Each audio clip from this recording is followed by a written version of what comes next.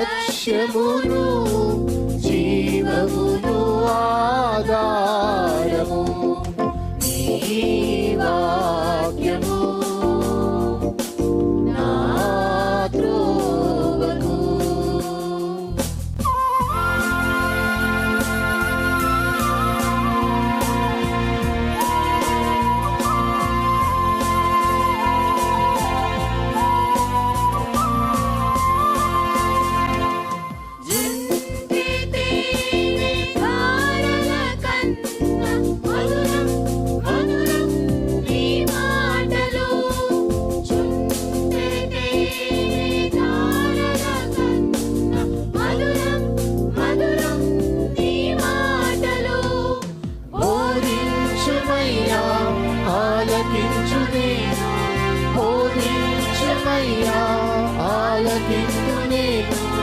అనుసరింతునయ్యా ఆత్మశక్తితో, అనుసరింతునయ్యా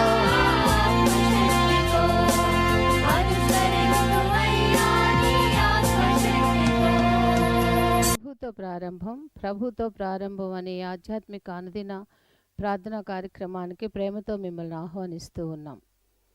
మన జీవితానికి ఆదియు ఆధారమునైనటువంటి ఆ దేవుణ్ణి మొదట మరణించుకున్నట్లయితే ఆ దినమంతయు ఆయన కృపాక్షేమములే మన వెంట వచ్చును.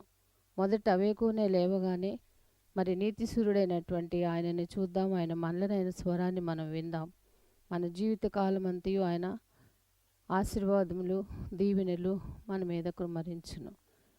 యెషయి 65:24 మనం చూసినట్లయితే వారికి ఈలాగున జరుగును, వారు వేడుకొనుక మునుపు నేను ఉత్తరమిచ్చెదను, వారి మనవి చేయుచుండగా నేను ఆలకించెదను.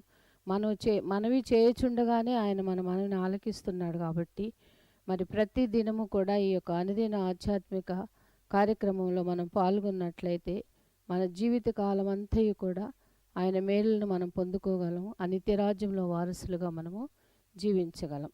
రండి, ప్రభుతో ప్రారంభం కార్యక్రమంలో పాల్గొనండి, ఆత్మీయ మేలులు పొందండి. దేవుడు మిమ్మల్ని దీవించండి. పాపికాశ్రయుండవు నీవే యేసు నీవే, పాపికాశ్రయుండవు నీవే యేసు నీవే.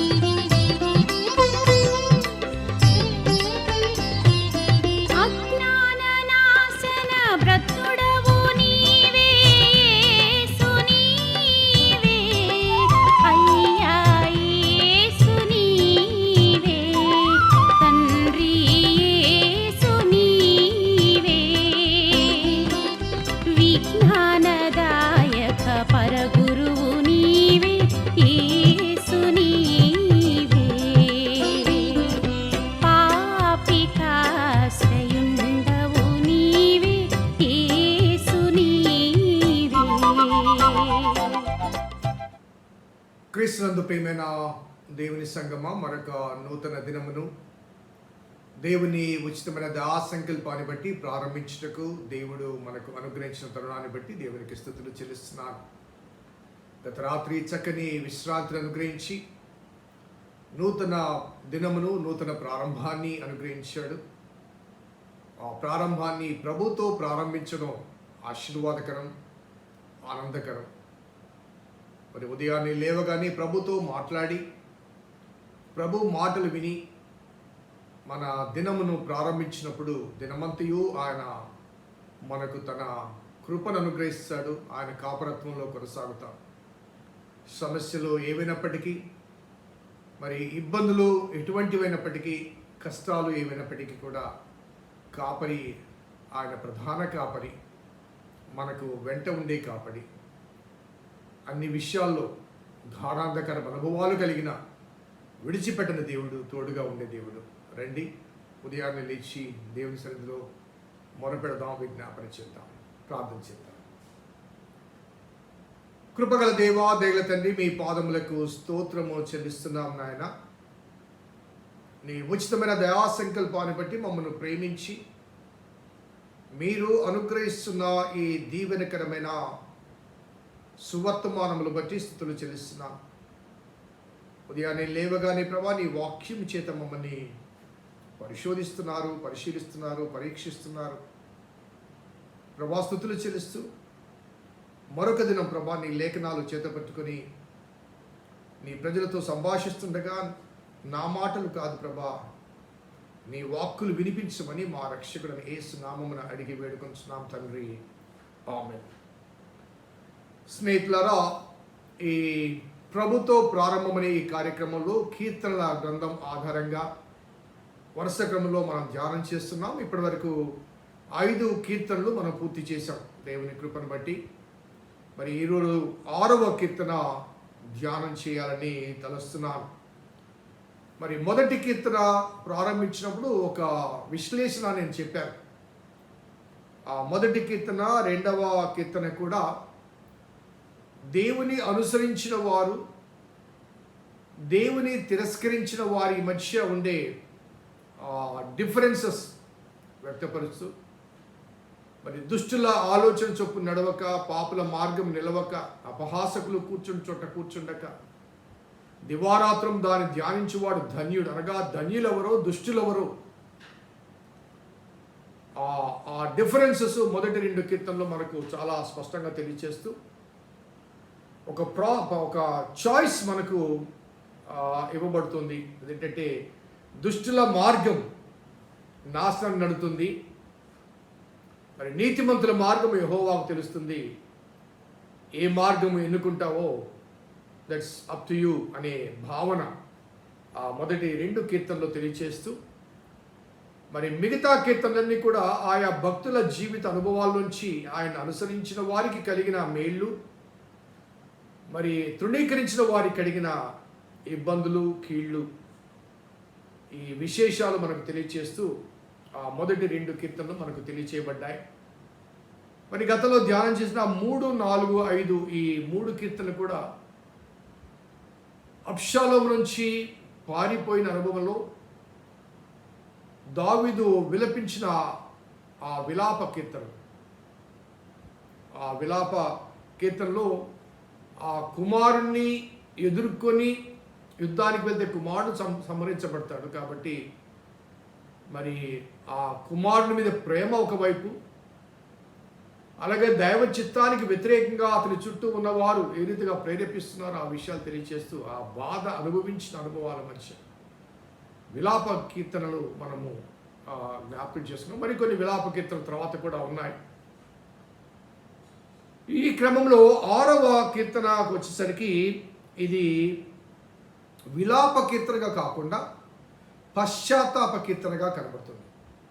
ఎ song of lamentation, song of lamentation. మరి ఆ పశ్చాత్తాపము లేకపోతే అనగా లామెంటేషన్ నుంచి ఆ లామెంటేషన్ కీర్తనలో నుంచి ఈ పశ్చాత్తాప కీర్తన అంటే ఎ సాంగ్ ఆఫ్ రిపెంటెన్స్. ఇంకొక మాటలు చెప్పాలంటే ఆ రోజుల్లో ఉన్న అనుభవాలు బట్టి a song of realisation of self, a song of realisation of self, a self realisation. ఆ సమస్యకు, నా కష్టానికి కారణం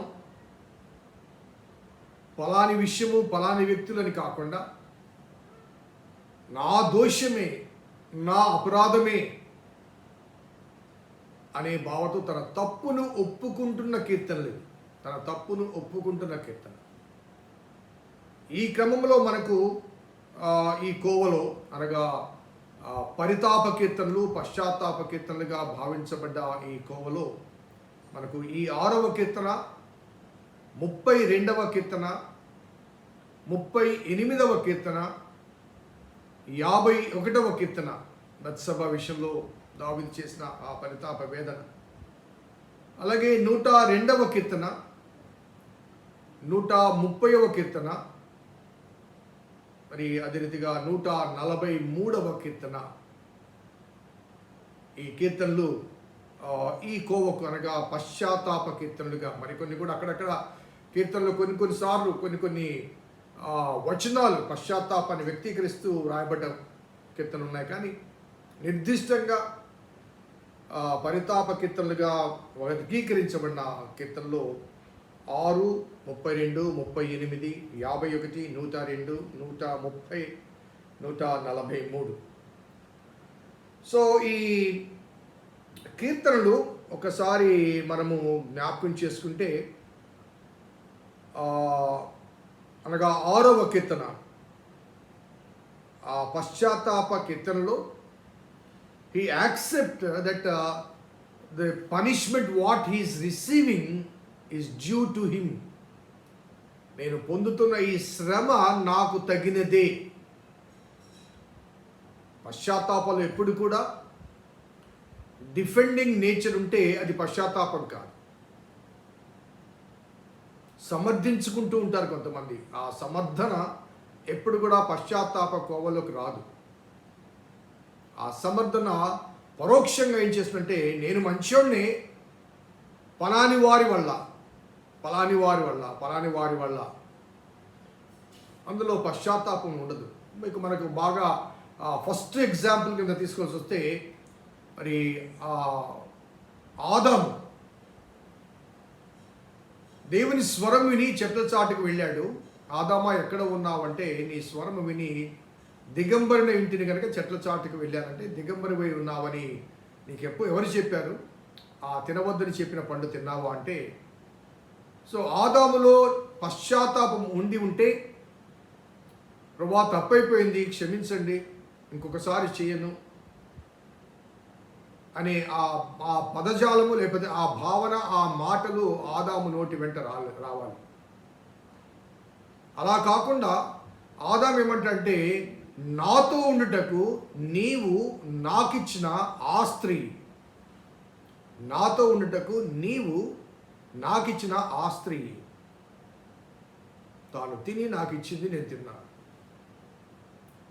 so he was indirectly passing the blame upon the woman and the God who has given that woman. So ఒకవేళ ఆదాము ఆ క్షణమందు పశ్చాత్తాప పడి ఉంటే, దేవుడు మానవ చరిత్రలో ఇంతటి శిక్షను అనుమతించి ఉండేవాడు కాదు. అప్పుడే ఆదాము కొంత క్రమశిక్షణ తీసుకుని వచ్చి ఆదామును క్షమించి ఉండేవాడు. God is a God of forgiveness. ఆయన గాడ్ ఈజ్ లవ్, దేవుడు ప్రేమమైనాడు. ఆ ప్రేమ వ్యక్తీకరణకు తన కృపను మనకు అనుగ్రహించాడు. ఆ కృపను పొందాలంటే మనకు క్షమాపణ కావాలి, పాపక్షమాపణ కావాలి. క్షమాపణ పొందాలంటే పశ్చాత్తాపం అవసరం. సో ఆ డిఫెండింగ్ నేచర్ ఏం చేస్తుందంటే, ఆ శ్రమ నుంచి తప్పించబడడానికి బదులుగా శ్రమ తీవ్రతను స్వాగతించే అవకాశాలు కలిగిస్తుంటాయి.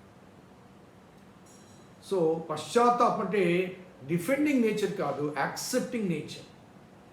అవును ప్రభువా, నేను తప్పు చేశాను, అందుకే నాకు ఈ శిక్ష నా మీదకి వచ్చింది, దయచేసి నన్ను క్షమించు. అది పశ్చాత్తాపం. చాలాసార్లు మనం కూడా మన బిడ్డలను వారు ఏదైనా తప్పు చేసినప్పుడు ఆ తప్పు చేసిన సంగతి తెలిసినప్పుడు బిడ్డలను శిక్షించే తరుణంలో ఆ బిడ్డలు నా డాడీ తప్పైపోయింది డాడీ అంటే, లేకపోతే మమ్మీ తప్పైపోయింది మమ్మీ అంటే కొద్ది శిక్షతో వదిలేస్తాం. లేదు, నేను చేయలేదు, నేను కాదు అని డిఫెండ్ చేశారనుకోండి, పడాల్సిన దెబ్బల కన్నా ఇంకా 4 దెబ్బలు పడతాయి. సో దేవుడు దావీదు విషయంలో తనను నా హృదయానుసారుడు అని దేవుడు చెప్పటానికి గల కారణాల్లో ప్రధానమైన కారణం అంటే a heart of repentance for which he received forgiveness. అతడు చేసిన తప్పు సామాన్యమైనది కాదు, కానీ అటువంటి ఘోర నేరాన్ని కూడా దేవుడు క్షమించాడంటే కారణం ఉపేక్షించడం కాదు, దావీదులోని పశ్చాత్తాపం, ఒప్పుకోరు. పాపపు ఒప్పుకోలు చాలా అవసరం. ద కన్ఫెషన్ ఆఫ్ సిన్ చాలా అవసరం. సో ఈ 6వ కీర్తన పరితాప కీర్తనలో మొదటి కీర్తనగా మనం భావించవచ్చు. అలాగే ఈ కీర్తన పైభాగంలో ప్రధాన గాయకునికి అని ఉంది. ఆ ప్రధాన గాయకుడు ఎవరో నేను 4వ కీర్తన ధ్యానం చేసినప్పుడు చెప్పాను, హేమాన్. వివరాలు కావాలంటే మొదటి దినవృత్తాంత గ్రంథము 6వ అధ్యాయంలో దావీదు ఆ మందస్సాన్ని దావీదు పురములకు తీసుకొచ్చే క్రమంలో వివిధ వాయిద్య కళాకారులను, వివిధ సంగీత కళాకారులను, గాయకులను నియమిస్తాడు. వారిలో ప్రధాన గాయకునిగా హేమాను కనిపిస్తాడు మనకి. అలాగే ఈ కీర్తన యొక్క రాగం కూడా అష్టమ శృతి మీద తంతి వాయిద్యములతో వ్రాయబడినది, పాడదగినది. తంతి వాయిద్యం అనగానే గతంలో అది కూడా చెప్పాను, వీణా వాయిద్యం. ఆ వీణా వాయిద్యం మనం కూడా ఈనాటి పాటల్లో వీణను ఎప్పుడు వాడతామంటే విలాపములో ఎక్కువగా వీణ వినపడుతుంది. మరొక వాయిద్యం ఉంది ఈ మధ్య కాలంలో, అనగా ఈ సెంచరీలో ఇన్వెంట్ అయిన గిటార్. ఆ గిటార్ని మనము విలాపాల్లో వాడము, ఉత్సాహంలో వాడుతాం. కానీ వీణ మాత్రం అధికంగా విలాపములోనే ఎక్కువగా వాడుతూ ఉంటాం. విలపించే అనుభవాల మధ్య, పశ్చాత్తాప అనుభవాల మధ్య ఎక్కువగా ఈ కీర్తన ఈ ఇన్స్ట్రుమెంట్ వాడుతుంటాం. అలాగే ఆ తంతి వాయిద్యంతో పాడదగినట్టు అష్టమ శృతి మీద అనే మాట వాడు. అష్టమ శృతి అంటే హై నోట్. ఒక విధంగా చెప్పంటే దాని వ్యాఖ్యానం చేస్తే 8 పాదములు గల పద్యము అంటే. ఆక్టేవ్, OCTAV, ఆక్టేవ్ అనగా ఈ మ్యూజికల్ నాలెడ్జ్లో, మ్యూజికల్ టెర్మినాలజీలో ఆక్టేవ్ అనే ఆ పదము, అది లాటిన్ పదము. అది 8 స్వరముల మధ్య, అనగా దీనికి 4 8 అనుకుంటే 4 2 లేక ఆ 2 తర్వాత ఇంటర్లూడ్ ఉంటుంది. ఆ ఇంటర్లూడ్ హెచ్చు స్వరముతో ఉంటుంది. ఇప్పుడు మనం పాట పాడుతున్నప్పుడు వచనానికి మధ్యలో ఈ వాయిద్య కళాకారులు ఇంటర్లూడ్ ఇస్తుంటారు. ఆ ఇంటర్లూడ్ ఏం చేస్తుంటే పాడిన పాట కన్నా అధిక స్వరముతో ఆ ఇంటర్లూడ్ వాయిస్తుంటారు. కొన్నిసార్లు ఇబ్బందిగా ఉంటుంది, కొన్నిసార్లు ఆహ్లాదంగా ఉంటుంది. సో వచనానికి మధ్య వాడే ఆ ఇంటర్లూడ్ హై నోట్లో ఉంటుంది. అష్టమ పదిలో లేకపోతే అష్టపది అని అంటారు, అష్టమ శృతి అనమాట. ఆ శృతిలో 8th నోట్లో ఈ పాట, అనగా ఈ దావీదుకు కలిగిన ఈ పశ్చాత్తాపాన్ని ఆయన వీణా వాయిద్యం ద్వారా ఒక హై పిచ్లో పాట పాడుతున్నాడు అంటే అర్థం ఏంటంటే ఎలుగెత్తి ఏడుస్తున్నాడు అని అర్థం. గంభీరంగా గట్టిగా విలపిస్తున్నాడు పశ్చాత్తాపంతో. ప్రభువా, నేను పాపం చేశాను, తప్పు చేశాను అంటూ గట్టిగా ఏడుస్తూ విలపించిన విలాపముగా ఆ పై నోట్ మనకు తెలియచేస్తుంది. ఒక గదిలోకి వెళ్ళి తలుపు వేసుకుని కుమిలిపోతూ ఏడ్చిన ఏడుపు కాదు ఇది. ఈ పదజాలం కానీ, అందులో పాడిన విధానం కానీ, వాడిన శృతి కానీ, తాళం కానీ, ఇవన్నీ చూస్తే, వాడిన వాయిద్యములు కానీ ఇవన్నీ చూస్తే కీర్తనకారుడు దావీదు చాలా గంభీర స్వరముతో విలపిస్తూ దుఃఖిస్తూ బాధను వ్యక్తపరుస్తూ దేవా దేవా దేవా అంటూ పాడిన ఆ పాటగా మనం భావించవచ్చు. సో ఈ కీర్తనలోని అంశాలు మనం తర్వాత రేపటి మొదలుకొని జ్ఞానం చేద్దాం. సో దాని నేపథ్యాన్ని మాత్రమే ఈరోజు జ్ఞాపకం చేసుకున్నాం. మన జీవితాల్లో కూడా ఒకవేళ ఆ పశ్చాత్తాప భావన మనకు కలిగితే, శ్రమ అనుభవం గుండా ఈ దావీదు పలికిన ఈ వల్లె వేసిన ఈ పరితాప అంశములు మనము కూడా దావీదుతో కలిసి ధ్యానం చేద్దాం, విలపిద్దాం, పశ్చాత్తాపాన్ని వ్యక్తపరుద్దాం, దేవుని ద్వారా క్షమాపణ పొందుదాం, సమస్య నుంచి విడుదల పొందుదాం. ప్రార్థించుదాం. కృపగల దేవా, దయగల తండ్రి, మీ పాదములకు స్తోత్రము చెల్లిస్తున్నాం నాయన. నీ ఉచితమైన దయా సంకల్పాన్ని బట్టి మమ్మల్ని ప్రేమించి మీరు అనుగ్రహిస్తున్న ఈ ఆధ్యాత్మిక ప్రోత్సాహాన్ని బట్టి ప్రభాస్తుతులు చెల్లిస్తూ ఈ కీర్తన ప్రభ మరి మా జీవితాలకు అవసరమైనది, అన్వయించదగినది. పాపములో పుట్టి పాపములో పెరుగుతున్నాం. పాపంలో మా జీవితాన్ని ముగించకుండా ఒక మార్పుకు అవసరమైన పశ్చాత్తాపాన్ని దావీదు జీవితంలోంచి మాకు చూపించారు కనుక ఆ అనుభవాన్ని అన్వయించుకుని ముందుకు సాగుటకు మీ కృప దయచేయండి. మా రక్షకుడైన యేసు నామమున అడిగి వేడుకొనుచున్నాం తండ్రి, ఆమేన్. తండ్రి, కుమార పరిశుద్ధాత్మతో ఏకదేవుని దీవెన ఈ వాక్యం విన్న బిడ్డలకు, వారి యొక్క ఆధ్యాత్మిక ఎదుగుదలకు, హృదయ పరివర్తనకు సదాతో నిండిన కాక. ఆమేన్. God bless you. దేవుడు దీవించును గాక.